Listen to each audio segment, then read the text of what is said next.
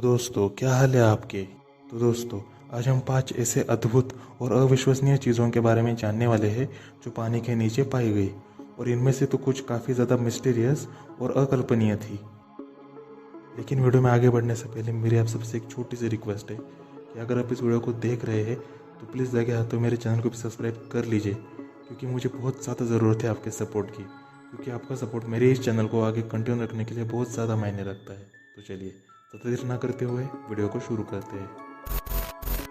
Professional sea diver Peter Lindbergh और Dennis Abbott अपनी diving team Ocean X के साथ स्वीडन और फिनलैंड के बीच स्थित बाल्टिक सी की गहराई में डाइविंग कर रहे थे। तब उन्हें कुछ ऐसा दिखता है जो उनके होश उड़ा देता है। उन्हें वहाँ एग्जैक्टली एक यूएफओ जैसी दिखने वाली चीज़ दिखाई देती है, जिसकी वो कई सारी फोटोज भी खींचते हैं। हालांकि फोटोज को देखने के बाद ऐसा लगता है कि ये कोई पत्थर पर तराशी गई यूएफओ की आकृति हो, लेकिन कई लोगों का मानना है कि यह शायद कोई यूएफओ हो सकता है जो पानी के नीचे क्रैश हुआ हो। रशिया में स्थित खाबरोवरेक सिटी की अमूर नदी में मछुआरी करते वक्त कुछ मछुआरों को काफ़ी भयानक चीज़ मिलती है, जिससे उनके रोंगटे खड़े हो जाते हैं। उन्हें 27 कटे हुए हाथ के जोड़े मिलते हैं जो बिल्कुल असली थे और इंसानों के ही थे। अब इसके पीछे ऐसा कौन सा भयानक कारण था ये पता पाना काफ़ी ज़्यादा मुश्किल है, लेकिन इससे रिलेटेड कई सारी थेरीज बनाई गई, जिनमें से एक थेरी मुझे भी थोड़ी रियल लगी। जैसे कि रशिया और चाइना के बॉर्डर से ये नदी कुछ ही किलोमीटर दूर है। हो सकता है कि वर्ल्ड वॉर 2 के दौरान रशिया और चाइना के सेनाओं के दो गठ एक दूसरे से भिड़े हो। वर्ल्ड वॉर के दौरान कई सारे लोग अब अपने देश की सेना में शामिल हुए थे जो लापता हो गए और जिनके बारे में आज तक पता नहीं चला। तो हो सकता है कि इसके पीछे भी ऐसा ही कुछ कारण हो, लेकिन ये सिर्फ एक थेरीज ही है, तो इसे थेरी की तरह ही ले, बाकी आप समझदार है ही।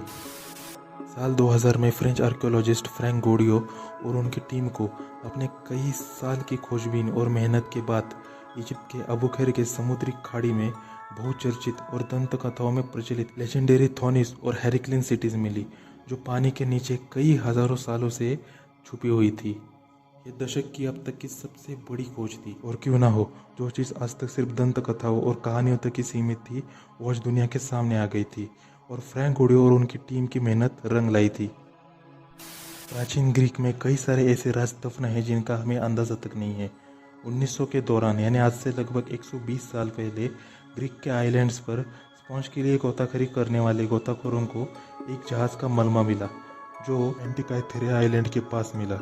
इसीलिए उसे आइटिकांथेरिया रेक यानी एंटिकाइथेरिया के जहाज़ का मलबा कहा जाता है। इस मलबे में ऐसी कई सारी चीज़ें मिली जो काफ़ी ज़्यादा प्राचीन थी, लेकिन इनमें एक ऐसी अनोखी चीज़ थी जिसने उस वक्त के सारे वैज्ञानिकों का ध्यान अपनी तरफ खींच लिया था। यह एक किस्म का एनालॉग कंप्यूटर था जो ग्रह की खगोलीय स्थिति और चंद्रमा का अध्ययन, चंद्र ग्रहण और सूर्य ग्रहण की भविष्यवाणी करने के लिए इसका उपयोग किया जाता था। अब इस मलबे की एक खास बात बताओ, ये मलबा जीसस क्राइस्ट के जन्म से भी 200 साल पुराना था। तो आप अंदाजा लगा सकते हो कि यह कितना ज़्यादा पुराना होगा। और सच में ये बात भी काफ़ी ज़्यादा सराहनीय है कि हज़ारों सालों पहले भी हमारा विज्ञान कितना ज़्यादा प्रगत था।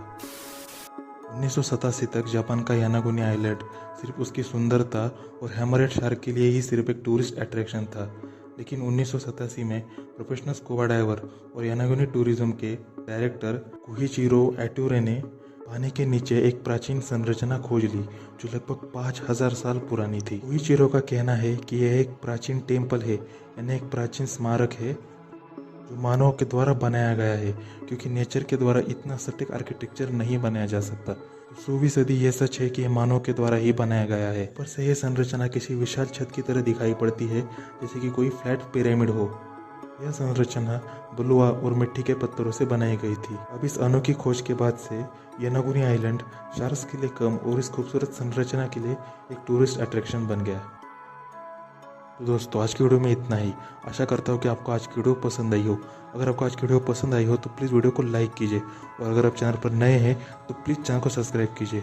और हाँ, अगर आपके कोई सजेशंस है मेरे वीडियो से रिलेटेड या फिर मेरे चैनल से रिलेटेड, तो भी मुझे कमेंट सेक्शन में ज़रूर बताइए, ताकि मैं अपनी वीडियोज़ को और ज़्यादा इंप्रूव कर सकूँ। तो चलिए मिलता हूँ आपसे अगली वीडियो में, तब तक के लिए अपना ख्याल रखें।